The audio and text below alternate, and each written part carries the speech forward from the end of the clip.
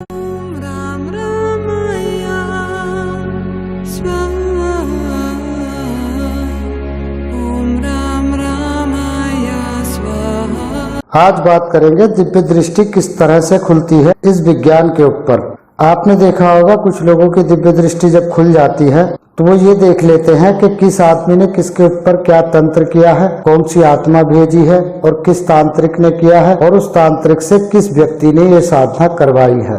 तो कुछ लोग पितृदोष से पीड़ित होते हैं, कुछ लोग भूत प्रेत से पीड़ित होते हैं, कुछ लोग जिन्नात से पीड़ित होते हैं। तब ऐसे लोग किसी ऐसे व्यक्ति के पास जाते हैं जो देख करके बता दे कि उनको किस तरह की पीड़ा है और उनको ये क्यों हुआ है, किसने कराया है। तो ये जो दिव्य दृष्टि है ये मिड ब्रेन एक्टिवेशन से अलग का कॉन्सेप्ट है। मिड ब्रेन एक्टिवेशन में आदमी कलर कार्ड पहचान लेता है, आंख बंद करके रूम की चीजें देख लेता है, लेकिन दिव्य दृष्टि जो है इससे हटकर है। उसमें क्या होता है कि उसमें वो पारलौकिक चीजों को देख लेता है। दिव्य दृष्टि जब आदमी की खुल जाती है उसी के बाद यदि वो कोई भी साधना करे तो उसे सक्सेस मिलती है। मान लो उसने अप्सरा साधना की और उसकी दृष्टि खुली भी नहीं है, उसे सिर्फ खुशबू महसूस होगी। किसी देवी की साधना की तो उसे सिर्फ घर में हलचल महसूस होगी, ऐसी गतिविधियां महसूस होंगी, लेकिन उन्हें देवी प्रकट नहीं होगी क्योंकि उनकी दिव्य दृष्टि नहीं खुली है। यदि वो बहुत प्रगाढ़ रूप से साधना करता है तब देवी उसे दिव्य दृष्टि प्रदान कर सकती हैं। कोई नाग कन्या की साधना करता है तो नाग कन्या दृष्टि दे देती हैं,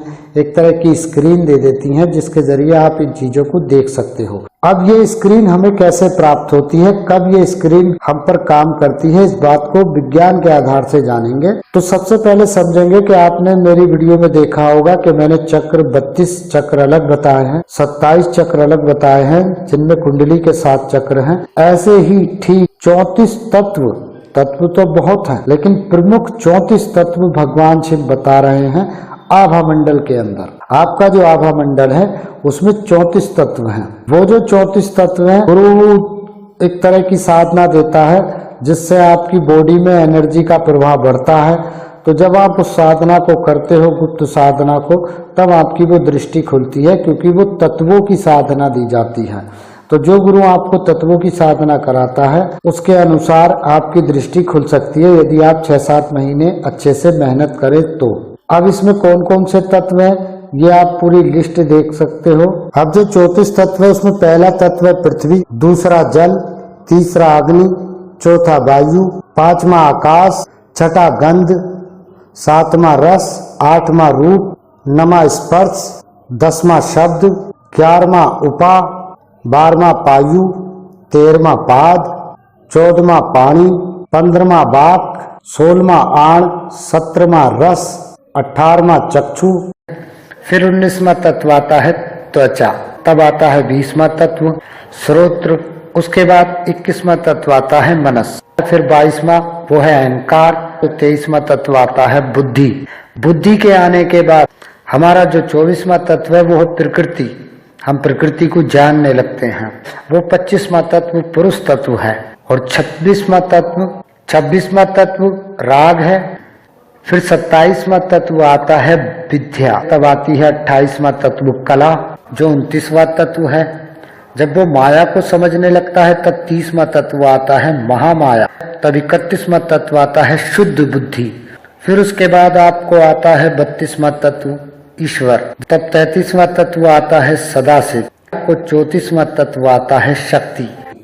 तो इस तरह से आपके 34 तत्व होते हैं। अब इसमें होता क्या है, आप जैसा कि फोटो में देख रहे हैं आपका ये आभा मंडल है। आभा मंडल के जब 3 तत्व जागृत होते हैं तो तीनों तत्वों का एक किस तरह से आवरण बनता है जैसा आपको चित्र में दिखाई दे रहा है। तो ये आवरण जब आपका बनता है तो आपका एक कवच बन जाता है, नेगेटिव शक्तियां आपको नहीं छूती हैं। फिर धीरे धीरे तत्वों के जागृत होते ही जैसे ही आपके 5 तत्व जागृत होते हैं, फिर जब 12 तत्व आपके जागृत हो जाते हैं तब उस समय आपका जो आभा मंडल है वो दृष्टि प्रदान करने वाली शक्ति आपके अंदर पैदा कर देता है। ये 12 तत्व 12 चक्रों के आधार पर 12 गोले कहे गए हैं। तो ये 12 गोले जब जागृत होते हैं तब आपको दृष्टि प्रदान हो जाती है। कोई बिरला आदमी होता है जो 34 तत्वों की साधना कर लेता है। तो ये आपको तत्व साधना के अनुसार 12 गोले अपने जागृत करने पड़ते हैं।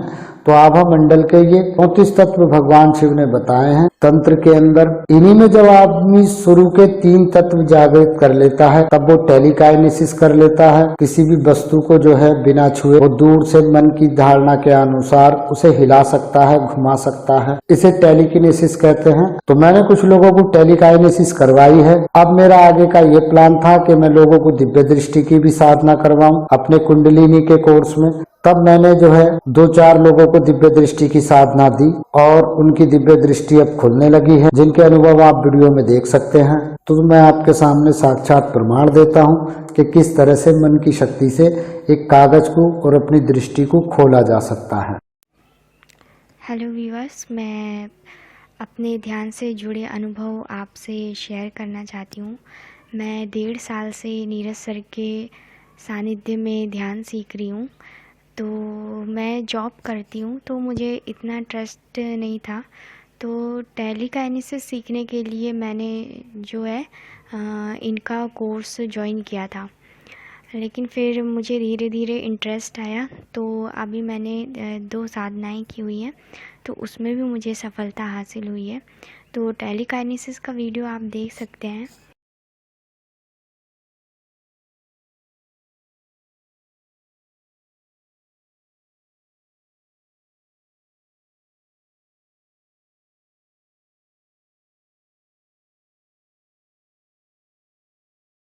और जो मेरा अगला एक्सपीरियंस है वो ये है कि दिव्य दृष्टि जो है उसके लिए मैं प्रयास कर रही थी, तो वो भी अभी मेरी खुल गई है।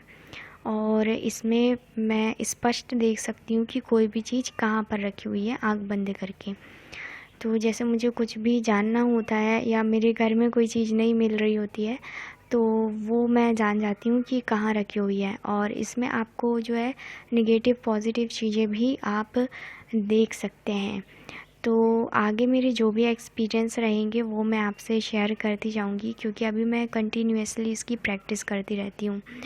तो मेरा आपको बताने का मोटिव ये है कि आप कहीं से भी कुछ भी चीज़ें सीखते हैं या आप ध्यान करते हैं, साधना करते हैं, तो उसमें आपको रेगुलर मेहनत करनी होती है और आपको रेगुलर जाप करना होता है। इसमें मुझे इन्होंने बहुत ही छोटा सा मंत्र दिया था, लेकिन इसका कंटिन्यूअसली जाप करना होता है आपको और गाइडेंस को फॉलो करना होता है, तो ज़रूर आपको रिज़ल्ट मिलेंगे। Thank you. जो लोग चाहते हैं वो मेरे कोर्स में जुड़ करके ऑनलाइन सीखें, वो लोग ऑनलाइन कोर्स में मेरे जुड़ सकते हैं, जिसकी 1 टाइम फीस रहती है। अनलिमिटेड कोर्स रहता है। इसमें आप कुंडली जागरण, टेलीकाइनेसिस और दिव्य दृष्टि की साधना और भी कोई अन्य अगर आप साधना करना चाहते हो तो ये चीज़ें मैं करवाता हूँ।